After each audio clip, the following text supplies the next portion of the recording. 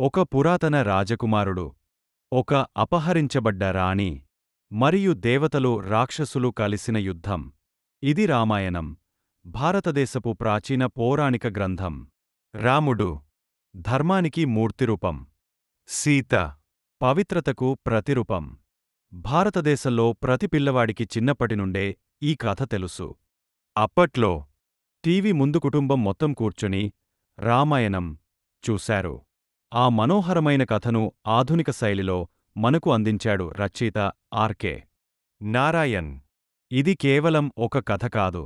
ఇది నమ్మకం, ధర్మం, త్యాగం, భక్తి అన్నిటినీ కలిపిన జీవన మార్గదర్శిని. శివుని ధనురుస్సు విరిగిన దృశ్యం, రావణుడు సీతను అపహరించిన రోజు, హనుమంతుడి సముద్రలంఘనం, మరియు రామరావణుల మహాసంగ్రామం. ఇది రామాయణం 150 ఎపిసోడ్లలో మళ్లీ చెప్పబడే మహాకథ.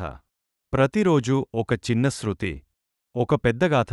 ఈ ప్రయాణం కోసం లైక్ చేసి సబ్స్క్రైబ్ అవ్వండి.